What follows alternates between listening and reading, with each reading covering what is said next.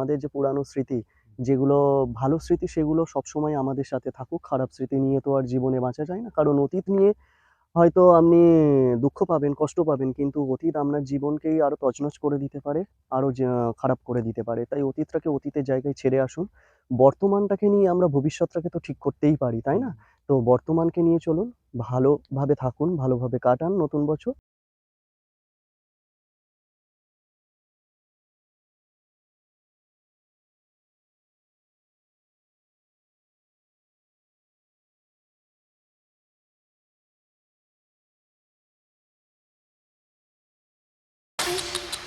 নমস্কার বন্ধুরা, আমি বরুণ আর আমার বন্ধু রাহুল। আজ আমরা আপনাদের কাছে চলে এসেছি, অর্থাৎ ২০২৩-এর 1 জানুয়ারিতে।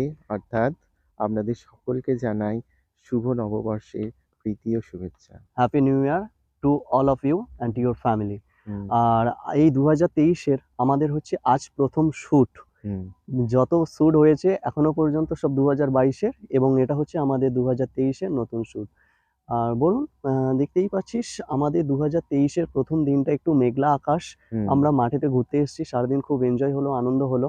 আমরা এই নতুন বছরে পদক্ষেপ করে আমরা পুরনো জিনিসগুলোকে, অর্থাৎ পুরনো বছরের সমস্ত দুঃস্বপ্নগুলোকে, সমস্ত কাটিয়ে আসা দুঃখ কষ্টকে ভুলে গিয়ে, অর্থাৎ আগুনের মতো দাউ দাউ করে সেগুলোকে জ্বালিয়ে দিয়ে আজ আমরা নিজেদেরকে একটা অন্য শপথ নিয়ে আমরা এই নতুন বছরটা কাটাবো।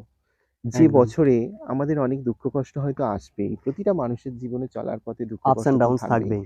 তো সেই আপস অ্যান্ড ডাউনস এর মধ্যে থেকেই আমাদের যেন একটা সঠিক পথ যেন আমরা খুঁজে পাই। সেই পথের কামনা আমরা এই নতুন বছরে দাঁড়িয়ে ঈশ্বরের কাছে করি।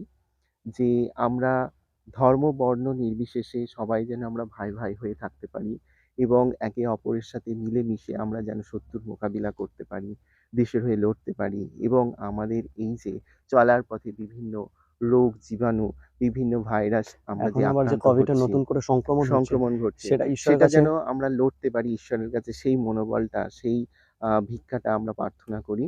তো আশা করি নতুন বছরটা আপনাদের সকলের ভালো কাটবে এবং আমাদের চ্যানেলের সাথে কাটবে আনন্দ করে, মজা করে, এনজয়মেন্ট উইথ আস এর সাথে।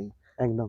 আর যেমনভাবে তুই বলছিস যে আমাদের যে পুরানো স্মৃতি, যেগুলো ভালো স্মৃতি সেগুলো সবসময় আমাদের সাথে থাকুক। খারাপ স্মৃতি নিয়ে তো আর জীবনে বাঁচা যায় না। কারণ অতীত নিয়ে হয়তো আপনি দুঃখ পাবেন, কষ্ট পাবেন, কিন্তু অতীত আপনার জীবনকেই আরো তছনছ করে দিতে পারে, আরো খারাপ করে দিতে পারে। তাই অতীতটাকে অতীতের জায়গায় ছেড়ে আসুন। বর্তমানটাকে নিয়ে আমরা ভবিষ্যৎটাকে তো ঠিক করতেই পারি, তাই না? তো বর্তমানকে নিয়ে চলুন, ভালোভাবে থাকুন, ভালোভাবে কাটান নতুন বছর। বর্তমানটা যদি ভালো হয় তবে আপনার আগামীও ভালো হবে। আপনাদের সবাইকে জানাই আ হ্যাপি নিউ ইয়ার।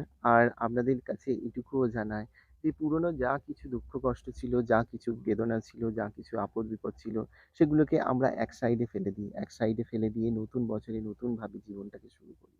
তো চলুন বন্ধুরা, আমরা সবাই মিলে এই শপথ গ্রহণ করে এগিয়ে চলি।